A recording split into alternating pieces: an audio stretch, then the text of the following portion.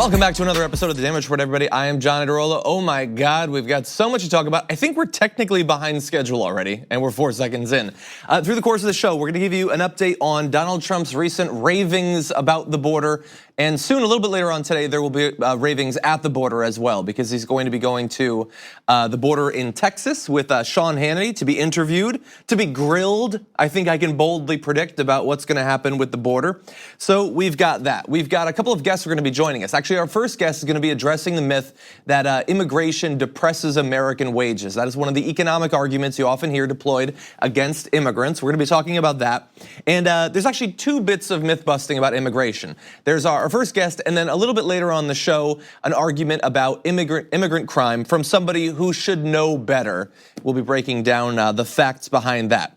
Along the way, we're also gonna be talking about a new phase in the assault against Alexandria Ocasio-Cortez. It has moved to even crazier levels than I would have imagined. I thought it would take a couple of years to get to where it is today. We're gonna be talking about something I never thought I would have to talk about, and that is a congressperson's feet.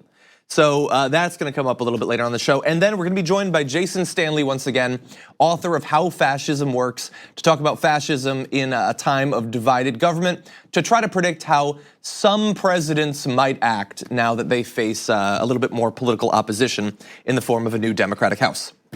But so much to get to, so let's just jump right into it. Donald Trump took some questions from reporters today about the shutdown, about the wall, about his plans and what he wants, and it got a little bit crazy. In that, though, he also took issue with some of the reporting about his meeting yesterday with Chuck Schumer and Nancy Pelosi, where it was reported that he asked for the wall, they said no, and he stormed out, much like a child would. And he didn't like that, so here is what he said. The news incorrectly reported, because I said, well, if we go back and everything's peachy-dory and you say we'll talk over 30 days, at the end of 30 days, are you going to give us great border security, which includes a wall or a steel barrier? She said no. I didn't pound on tables. I didn't raise my voice. That was a lie. What you should do is give them Pinocchios, because if you ask Mike Pence and you ask Kevin McCarthy, you ask anybody in the room, they will say, because I know if I do that, you're going to report it. But you guys report it anyway because you're fake news. But let me just tell you something. I very calmly said, if you're not going to give us strong borders, bye-bye, and I left. I didn't rant. I didn't rave like you reported. Some of the newspapers, and then Schumer always has the standard lie. He had a temper tantrum. I don't have temper tantrums, I really don't. But it plays to his narrative, but it's a lie. I very calmly walked out of the room. I didn't smash the table.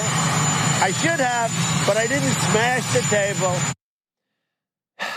Oh, this world we live in. Okay, let's start to get into it.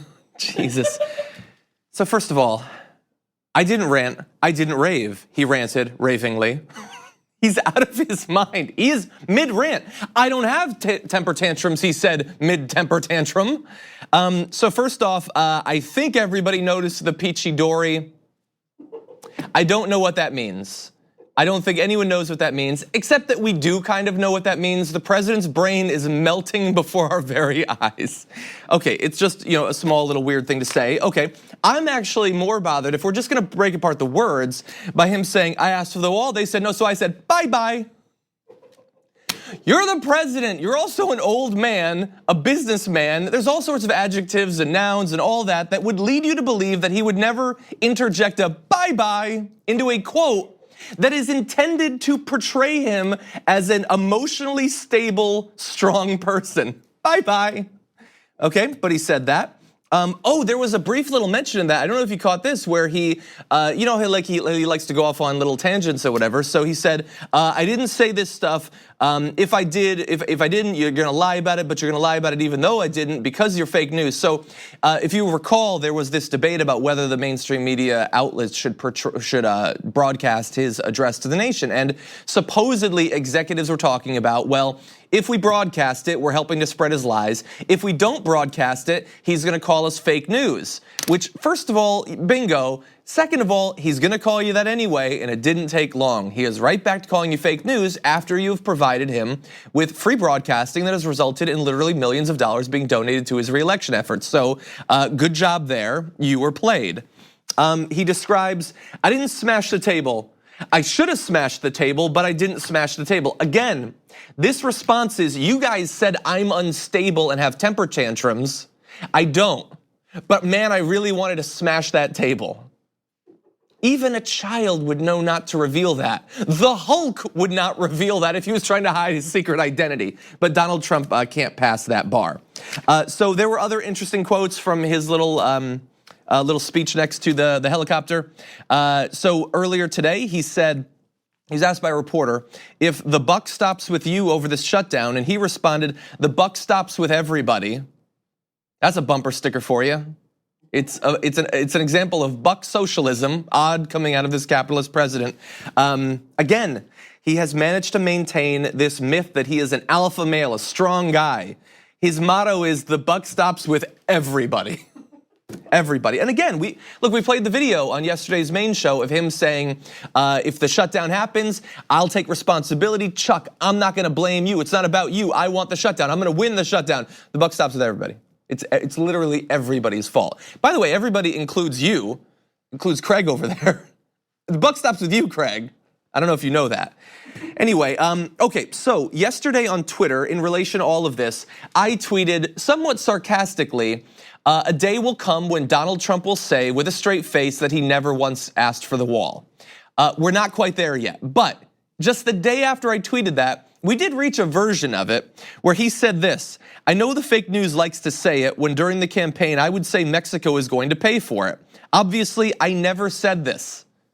I never meant they're going to write out a check. I said they are going to pay for it. They are paying for it with the incredible deal we made called the United States, Mexico, and Canada USMCA deal. So there's a couple of problems there. First of all, he never said Mexico is going to pay for it.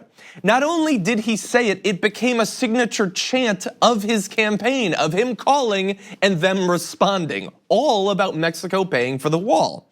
He said it over and over again. He said it in debates, he said it in speeches, he said it before he was president, he said it since he was president. He said it here, he said it there, he said it virtually everywhere. He said it all the time. You know that, I know that. Now, he attempted to create a little bit of an out for himself there, saying, I never said it. I never said they're gonna just write a check. It's that they're metaphorically gonna pay for it in some other indirect way, but that's not even true. First of all, we know that his audience definitely thought that he meant they're gonna pay for it directly, that they're gonna write a check, they're gonna transfer money, and it will be paid for. There will be a payment made. Not that over time a trade balance will change in some sort of indirect way. Not one person at a Trump rally thought that that's what he was saying, but also that's not what he was saying.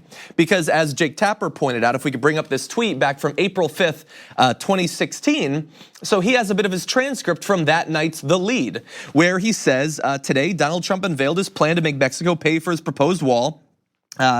He's asked along the southern border. He says Mexico must make a one-time payment of $5 billion to $10 billion to the United States to construct the wall.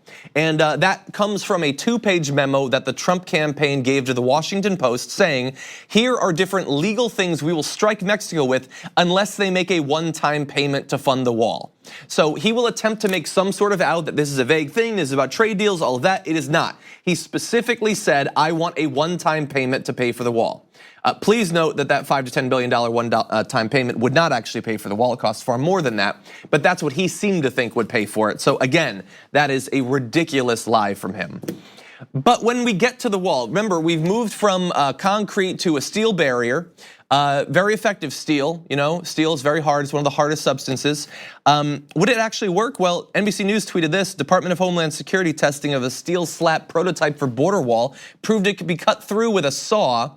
And you see there, they've cut a little segment out of it, again, with a saw that a human body could fit through. That was one. They actually tested many prototypes of steel slat barriers. Testing by the DHS in late 2017 showed that all 8 prototypes that were tested, including the steel versions, were vulnerable to breaching. So with some sort of big hammer, with a saw, you could get through the concrete, you could get through the steel, you could get through these things. So again, we are gonna spend literally billions of dollars and it could be bypassed by like $25 in a trip to Home Depot, effectively. Donald Trump was asked about that this morning as well, and he says there's nothing that can't be penetrated, but you fix it. But it's a very difficult thing to do. We have many walls under consideration, even concrete. There's acid that can go through concrete, but what you do is you fix it. The wall that we're doing is very, very hard to penetrate. No, that argument is very, very hard to penetrate. You need rhetorical acid to figure out what he's saying there. He is making the case that we should have a wall whilst making the case that walls are easy to get through. So if you still want billions of dollars spent for the wall, there's a good chance that you're a Trump supporter at this point after that sort of argumentation. So look, with all of this nonsense, all of this insanity, I don't know for sure that in a year or two, we won't have a wall and that won't drastically change the situation for migrants, refugees attempting to get through, claim asylum and things like that. But Donald Trump did actually have some words of advice and encouragement for migrants who might someday come up against his barrier. Never, ever give up. Don't give up. Don't allow it to happen. If there's a concrete wall in front of you, go through it, go over it, go around it, but get to the other side of that wall. We're gonna take a short break. We'll be back after this. We need to talk about a relatively new show called the Republic, or UNFTR. As a Young Turks fan, you already know that the government, the media, and corporations are constantly peddling lies that serve the interests of the rich and powerful. But now there's a podcast dedicated to unraveling those lies, debunking the conventional wisdom. In each episode of the Republic, or UNFTR, the host delves into a different historical episode or topic that's generally misunderstood or purposely obfuscated by the so-called powers that be, featuring in-depth research, razor-sharp commentary, and just the right amount of vulgarity. The UNFTR podcast takes a sledgehammer to what you thought you knew about some of the nation's most sacred historical cows. But don't just take my word for it. The New York Times described UNFTR as consistently compelling and educational, aiming to challenge conventional wisdom and upend the historical narratives that were taught in school. For as the great philosopher Yoda once put it, you must unlearn what you have learned. And that's true whether you're in Jedi training or you're uprooting and exposing all the propaganda and disinformation you've been fed over the course of your lifetime. So search for UNFTR in your podcast app today and get ready to get informed, angered, and entertained all at the same time.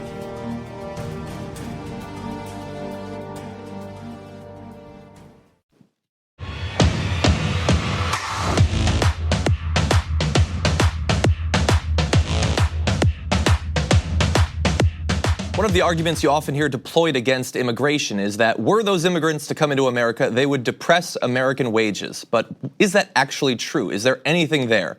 Joining us now, Susan Ferriss, reporter for Center for Public Integrity. Susan, welcome to the show. Thank you. I'm happy to be here. And we're very glad to have you here to break down the facts underlying that argument. So Donald Trump has actually said this. It was part of his address to the nation earlier this week that immigration, especially undocumented immigration, depresses American wages. So what is actually going on? Yeah, he's used that from the very beginning of when he started running for the presidency. And it really stems from his former Attorney General and former Senator Jeff Sessions and Stephen Miller. I don't know if you know this, but Stephen Miller was Sessions' aide in the US Senate. And one of the themes that they've focused on heavily is depression of wages. And they make arguments that over decades, immigration, and we're not talking about undocumented immigration alone, but legal immigration has depressed the vast majority of Americans' wages dramatically. And it really is, if you talk to the preponderance of economists, you look at reports, it's not true. Mm-hmm.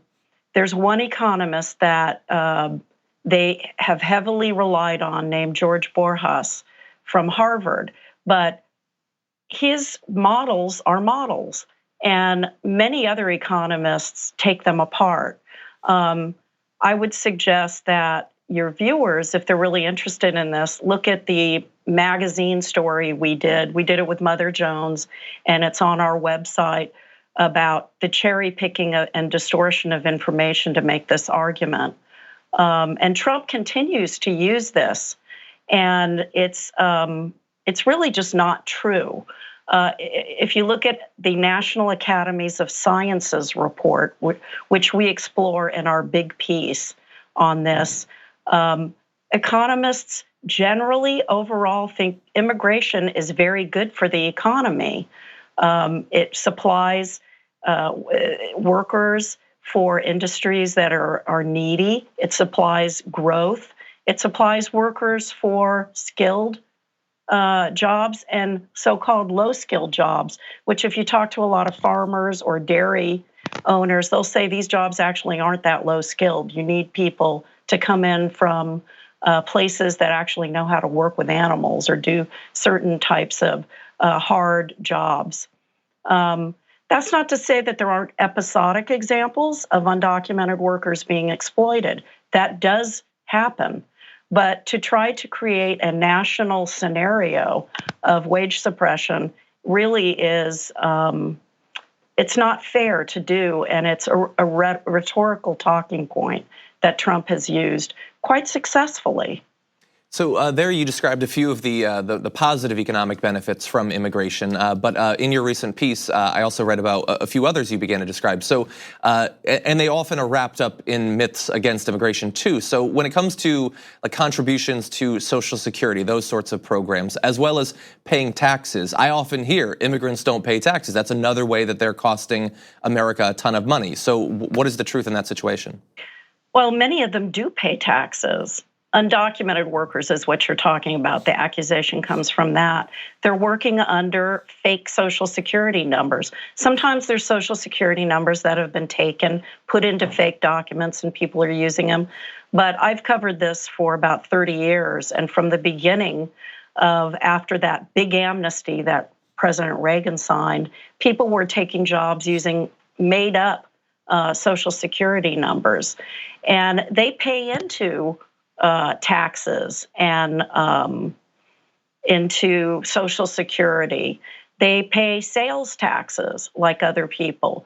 One of the big hits against immigrants is, using public services. In the National Academies of Sciences report, what was found is probably at the state and local level, there's costs that are associated with immigration, with education, because families are younger and they have kids in school. But when you look at the investment in the kids, it then provides a labor force that pays even more into taxes because they're getting educated. Yeah. Yeah, and so you started to get into there actually as well. I think it's interesting that you have this disparity between this community that in many cases will pay taxes, pay into Social Security, but has no legal ability to access many of the benefits later on from those, which seems like just a net flow of additional support to these programs that we often hear are so in need of extra money. But also I'm interested in the short versus long-term economic impact. So if you have a family come in over 1 year, 10 years, another generation, what is the difference economically in terms of the impact? Well, the economists have found that there can be an impact of a few years perhaps, but that the economy adjusts and absorbs people. Another critical thing to think about with this, and you can see this on the ground, for example, in Idaho, where we went and did a story on a Trump supporting area that's utterly dependent on immigrant workers at dairy farms. Low-level dairy workers who are actually doing the milking of cows their presence creates jobs for all these other people, creates jobs in factories like a gigantic yogurt factory run by Chobani that's in Idaho, the biggest in the world, creates banking jobs, feed jobs, transportation jobs. And it was funny because there were people in town, the non-Latino residents in town, who seemed drawn to Trump's rhetoric, where they were convinced that they were, immigrants were troublemakers and costly. And they had trouble reconciling the fact that it was true that they were taking jobs that others didn't. It's not so much they didn't want them, they didn't have to take them because they actually had the higher paying jobs that were created from the whole industry. Yeah, well, Susan Ferriss, I want to thank you both for joining us and also providing a more detailed and at the same time nuanced argument about the economic impact. It gets so oversimplified a lot of the time. We appreciate you coming on. Thank you for inviting me. Thank you. We are going to take a short break. When we come back, a new sort and style of attack against new Representative Alexandria Ocasio-Cortez. We will describe that after this.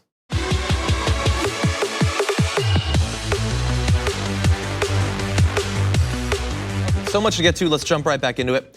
I literally never thought that I would have to talk about a member of the House's feet, but I have been forced into it thanks to BS right-wing media. And so in case you are not familiar with this story, I hope that you did not have to be up until this point. New Representative Alexandria Ocasio-Cortez tweeted about why this has become news. She said, "For those out of the loop, Republicans began to circulate a fake nude photo of me. The Daily Caller reposted it and refused to indicate it was fake in the title as well. Completely disgusting behavior from conservative outlets. No wonder they defended Kavanaugh so fiercely." So we're gonna return to that later, but I like that she brought it back to Kavanaugh at the end there. So what did they actually tweet? At the Daily Caller, totally reputable right-wing media outlets supported by Tucker Carlson amongst others. They tweeted, "Here's the photo some people described as a nude selfie of Alexandria Ocasio-Cortez," and just randomly chose a photo of her gleefully laughing about what they were intentionally doing to her with that tweet. So they put that tweet up. This is a photo that had apparently been going around. Do you know why it was going around? Because people on the internet make fake nude photos of people. That is a thing that is done. It is done of many politicians, I am sure. You could, if you wanted to, track down and post tweets and news articles about any number of these fake nudes. You don't do that because that's crazy. You do it in this case if you want to sexualize and try to diminish a new representative that has captivated the nation over the course of the past year. That is why you would do that in this case, but not in others. And Alexandria Ocasio-Cortez, of course, recognized a lot of that, saying GOP has been losing their mind and frothing at the mouth all week, so this was just a matter of time. There's also a Daily Mail reporter, Ruth Stiles, going to my boyfriend's relatives' homes and offering them cash for, quote, stories. Women in leadership face more scrutiny, period. She's 100% right there. They also face stuff that is not actually scrutiny, but is just BS arguments against them. I'm gonna return to what the Daily Caller, how they attempted to defend themselves. I just wanna briefly mention something that I've been talking about recently a little bit about misogyny in politics and how it manifests. Now, there are people who will hate a politician because, or a person in politics, I will say, because they're a woman. That will flip them over to hating the person. But all too often, that's not why you hate a person. Like, there are many right-wingers that despise Alexandria Ocasio-Cortez, not specifically or first because she's a woman. They do it for all sorts of different reasons. But she is a woman, and that colors at every step of the way that they hate her, the way that they oppose her, the way that they attack her. So it's not like if Alexandria Ocasio-Cortez was Alex Ocasio-Cortez, they'd be like, yay for higher marginal tax rates. But if it's a woman calling for a higher marginal tax rate, then maybe a shot of her supposedly in a bathtub needs to be released and we pretend that it's news. So multiple ways that misogyny can interact with politics. So the Daily Caller responded saying, as soon as editors noticed the Twitter headline, we rapidly had it deleted and fixed. The story itself is otherwise no different from what HuffPo and Vice published. We regret the error, as the intent was to inform our audience that a fake image was circulating online. Okay, so first of all, they kept the story up even after that. It has since been taken down, but it was up even after they had finally taken down that tweet. So if we could just briefly go back to the Daily Caller tweet, remember, they say the intent was to inform our audience that a fake image was circulating online. Okay, so they tweeted, here's the photo some people described as a nude selfie of Alexandria Ocasio-Cortez. So look, they are not saying here's a nude shot of the Congresswoman, but they are also being purposefully oblique about it. And the fact that they chose that shot of her, so happy that she's being sexualized in that way, makes it obviously a joke what they're saying to defend themselves. And their editor-in-chief goes on to say, as soon as I noticed it, I had it corrected and updated, which is not true. No, you had it corrected and updated as soon as everyone noticed how awful what you were doing was and made us think about it online. I thought that was that. But apparently a screenshot was out there. The gist of the story, if you read it, was actually a defense of her. The URL is literally fake nude. But you know how the sausage is made with these things. Bad call on the headline side. No, the bulk of it was not a defense of her. Yes, it eventually did identify that this was a fake nude, but you chose to make a news story out of it. Anybody can Photoshop a fake nude photo of literally anyone. Choose a congressman, Duncan Hunter Jr. I could take 5 minutes. I could make a fake news story, a nude shot of him. If I were to put that on Reddit, would they make an article about it on the Daily Caller? Would Breitbart have a headline? Oh, some people are saying this is Duncan Hunter's ass. Would they do that? No, of course they would not do that. They're doing it because it's a woman, and especially because it is a young woman who is captivating people, getting people energized and excited about politics, and they need to take her down. They need to make you think that she is crazy, that she's wild. I heard something about nude shots. Oh, she's one of those millennials sharing her naked body. She should be ashamed of herself. That is what they're doing. And yeah, maybe after it's gone around, after right-wingers have spread it, and after your crazy aunt and uncle have talked about it, maybe then they retract it. We'll see how much play that gets in comparison to the original story. They say there, by the way, this is what HuffPo and Vice did. Okay, if you were gonna do a story about this originally, before AOC had to defend herself, I don't think that you should, but you could. And you could do what the Congresswoman did. You could show how this is consistent with a party and an ideology that was totally okay with Brett Kavanaugh and all of that. You could talk about misogyny against female politicians. You could talk about the ridiculous standards we have for them. You could do all of that. That's not what they did. They did this as gossip. They did this as titillation to get the right-wingers who are really attracted to this Congresswoman and know that she hates them, and they're just, oh, they're so torn up about it, but they wanna think about these sorts of things. They wanna talk about this. That's why on NRA TV, they were talking about how they'd love to date her, just briefly. You know, she's too crazy to stay with, but they wanna date her. There's this weird thing dwelling in the hearts of Republican men in relation to AOC. That is what they are playing to, and attempting to make you disregard her. She's crazy, she's one of those millennials, don't worry about her at all. At a time when she's driving conversations about finally getting our marginal tax rates back up to the historic standards that led to economic growth in this country. After she's driving a conversation nationally about a Green New Deal and finally doing what we need to do to stop global climate change. All that policy stuff, Daily Caller doesn't have much time for that. But a fake nude, they can make time for that with an article. Okay, with that, let's move to other news. Congressman Steve King of Iowa has long had a reputation as a racist, as a white nationalist, as a white supremacist, and people have defended him. Some Republicans, Ben Shapiro is saying, he's not a racist, you're taking him out of context. Okay, well, let's put him in his specific context of an interview that he just did with New York Times where he says, white nationalist, white supremacist, Western civilization. How did that language become offensive? Why did I sit in classes teaching me about the merits of our history and our civilization? So that is the exact context. You're looking at it right now. He said, white supremacist, how did that language become offensive? I think it's been offensive for a while, honestly. I think that the experience in America of slavery kind of darkened it a little bit, the whole white supremacy thing. I think the Nazis, that cast a pall over white supremacy. And unfortunately for people like Steve King, some of that has lingered. And some of our unease, our uncomfortableness, the fact that we don't like it, that lingers about white supremacy. People are really, I don't know, they take it really seriously, which is sort of weird.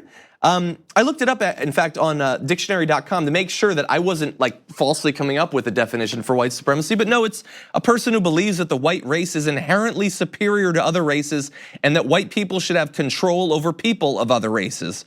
And it's one thing for a random person to think that that's kind of cool, or it's unfair that you can't be a white supremacist, but Steve King is a congressman.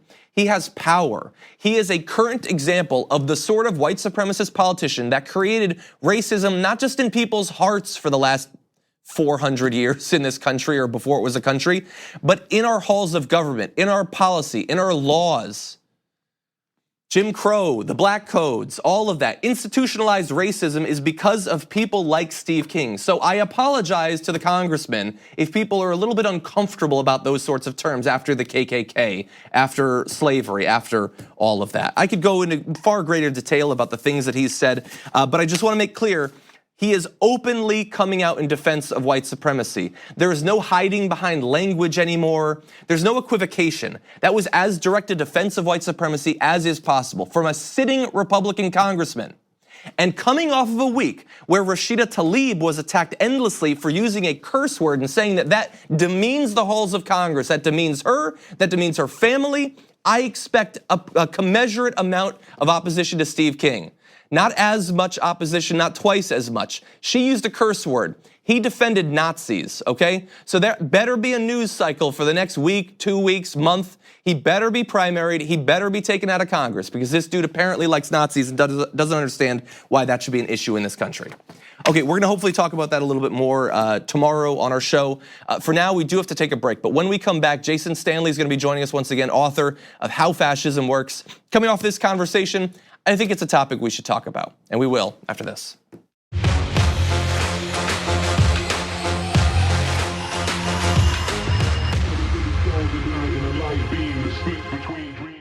So I believe that we are entering a very dangerous year in terms of our government here in America, and because of that, let's talk fascism for a little bit. We're gonna be welcomed on the show once again by Jason Stanley, author of How Fascism Works. Jason, welcome back to the Damage Report.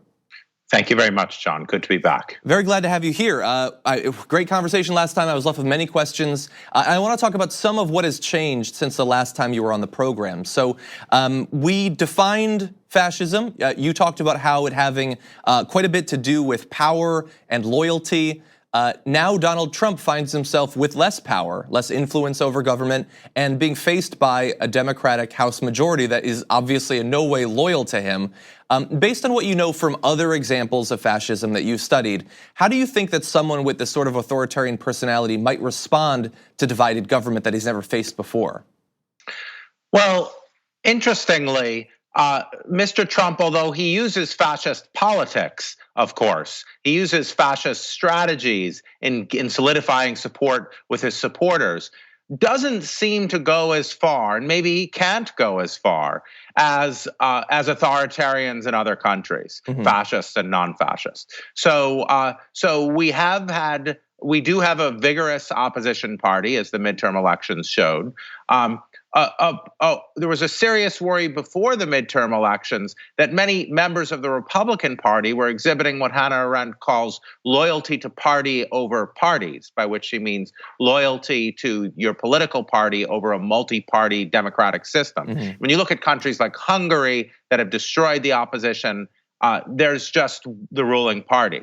And so what we learned from the midterms is we have a vigorous opposition party, and we might have learned that President Trump likes the rhetoric of fascism, but is not actually characterologically going to be as anti-democratic as one might fear from his international friends and from his rhetoric. Well, I certainly hope that you're right, and I'm glad that you make the distinction between politicking and policy. Obviously, he's much more firmly in the fascist category in the politicking. So why don't we turn to that? I mean, the conversation we're having nationally right now over this shutdown and over a potential national emergency is about a crisis at the border, about the need to have a wall, about immigrants coming to rape you, to murder you, to steal your job. Is that a coincidence that this has been sort of the main rhetorical touchstone of him both as a president and back when he was campaigning? No, he's consistently governed by vilifying immigrants and adopting the white nationalist far-right fascist vocabulary of the European far-right like Guillaume Fay. Now, President Trump himself calls immigrants illegal aliens, and the constant conjoining of immigrants with crime is an old thing. I mean, anytime you're creating an out group, what you do is you say, immigrants rape, immigrants murder, gangs. Oh, I'm sure some are fine people, but then people associate in their heads immigrants with those terrible things, and then they're going to be fine with inhumane treatment of them. But I think one of the most important things to focus on right now is the claim of a national emergency. We know from the history of fascism, from the work of figures like Carl Schmitt, the Nazi political theorist, that the emergency is the anti-democratic moment. What is an emergency? It's when you can call off the rules. And so we always have to worry not just with Mr. Trump, but we certainly had to worry under the Bush administration after 9/11 with Vice President Cheney, of leaders who are inclined to call off democratic rules on the basis of emergencies, because that is authoritarianism 101. Yeah, and it is interesting that an emergency sort of implies that there's no time for the legislature. We need emergency powers. It's coincidental that that state started a couple of days before the new Democratic majority was inducted into Congress. So that's interesting how that worked out. So that would be a worry. The worry would be, I mean, it's a classic move, a Reichstag fire moment, which is how the Germans did, the Nazis did it, to declare an emergency and seize power. And President Trump has talked like that, but he hasn't actually done anything like that. I mean, is it because our democratic institutions are strong, or is it because President Trump is more attracted to the rhetoric and is going to be less fearsome than his rhetoric suggests? We don't know. But yes, calling off democratic rules in the case of emergency is the very thing we should be most afraid of. There was an element of your work in our past conversation that I wanted to return to that I found fascinating, and that was how lying, even crazy lying, obvious lying, can be a demonstration of power for a fascist. And I bring that up because this morning Donald Trump said to all of the reporters, I never said that Mexico would pay for the wall, which I find to be an interesting statement. So could you explain for the audience how lying is used by fascists? So one of the worries, even if, as I believe, Donald Trump is not ruling as a fascist, the rhetoric is tearing apart our democratic culture. Democracy relies on truth. It relies on mutual respect for truth. That's what speaking truth to power means. That's what equal respect is. So if you're going to destroy a democratic culture, you want to destroy respect for truth. It used to be if a politician was caught lying, politicians have always lied. That's what they do. But one of the things they do. So that's not new. But there's been, in a democratic culture, there's a penalty. What Mr. Trump is trying to do is he's trying to destroy, and he's largely succeeded, destroy any penalty for lying. So no one cares at all. They just think everyone lies, but he has our interests at heart. Look at how he toys with them and how when he explicitly lies, when he engages in what Timothy Snyder calls implausible deniability. Like plausible deniability is when you say, I'm a nationalist, but only an economic nationalist. Implausible deniability is when you say, I never said what you have me on film saying. And his supporters know it's a lie, but they get off on it. They get excited about it. They get behind it because it's a demonstration of his power. What you want to do in fascist politics is replace truth just by loyalty to you and your political party. And so you want people to think, it doesn't matter. Look at my guy go. Look at him own the libs, as they say. Yeah. Look at him mock the opposition. He really has my interests at heart. He's my guy. It doesn't matter what he does. Reality doesn't matter. The whole system is corrupt. And so, of course, he's going to lie. So there's a great paper called The Authentic Appeal of the Lying Demagogue by researchers by Ezra Zuckerman and colleagues at MIT. And what they show is that if you can convince people that the system is corrupt, that the game they're playing is corrupt, then they will think that the person who's openly cheating and lying is the more authentic person. That is fascinating. I wish that everything you just described there, I wish the media would hear that and understand that, because that could potentially help a lot going into this next election. Jason Stanley, author of How Fascism Works, thanks again for joining us. Thank you so much. We're gonna take one more break. When we come back, more lying for you, actually, and this again has to do with immigrants. Right-wingers making the case against all the studies, all the evidence, all the facts that they commit more crimes than native-born Americans. We'll break down that. We'll respond with the truth after this.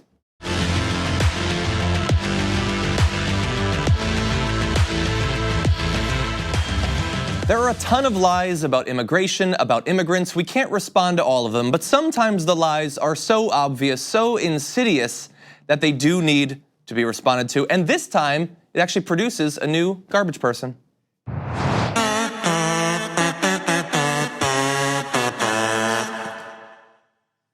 This is Tucker Carlson. You might have seen him before. This is what he looks like. This is literally what he has always looked like every second of every day since he was a child. That same expression. He is a garbage person, and in this clip, I'm going to describe exactly why. There he goes. You'll see what happens to this at the end. So he was talking about immigrants recently. Obviously, many people are. And he was surprised by one of the arguments being made by the left. He just didn't understand it, as you'll see. Now, I saw a lot of people who had the air of authority about them, who really seemed to know what they were talking about, last night claim that every study has shown that illegal immigrants to this country commit crime at a lower rate than native-born Americans. We do this topic a lot, and we're pretty conversant with the social science on it. I've never seen that study. Where are those numbers from?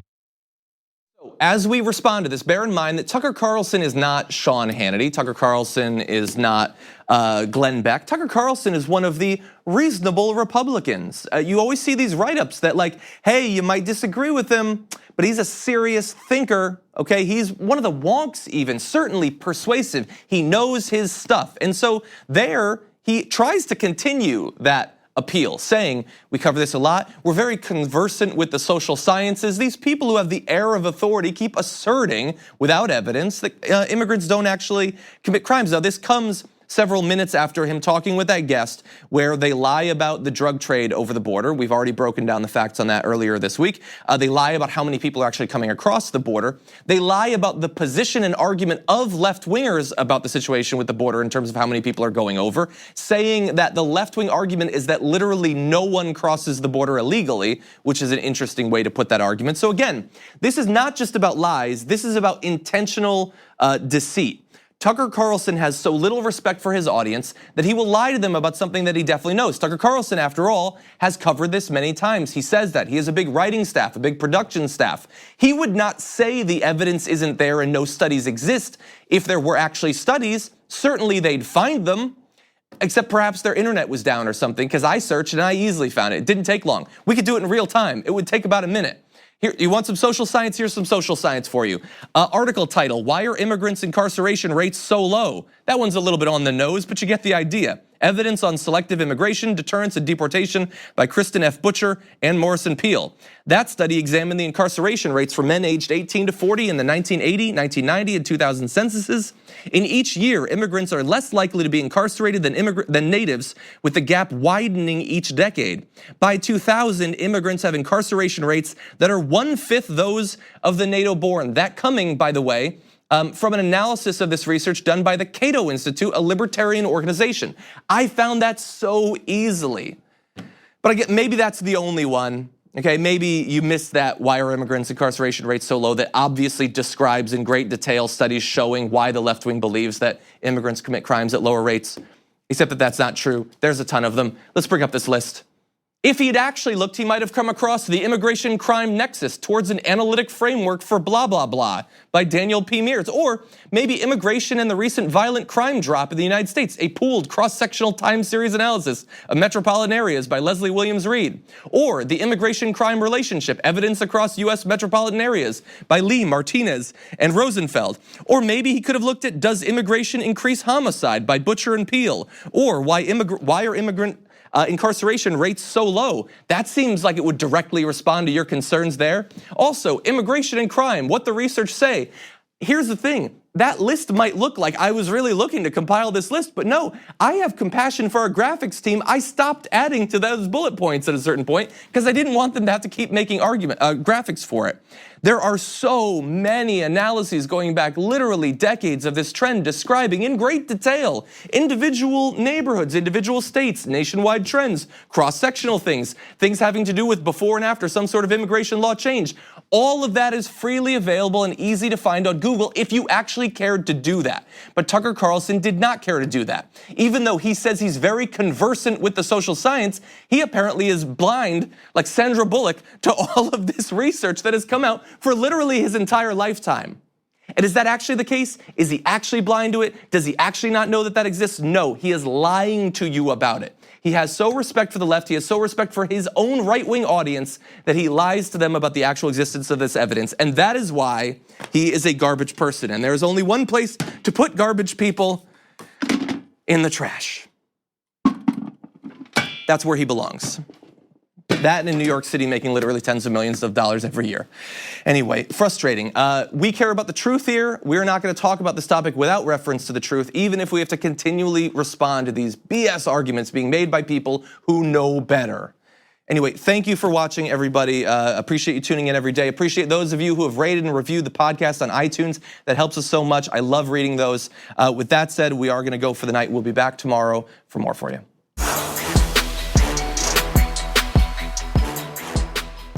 Thanks for listening to the full episode of The Damage Report. Support our work, listen ad-free, access members-only bonus content, and more by subscribing to Apple Podcasts at apple.co/TYT. I'm your host, John Adarola. I'll see you soon.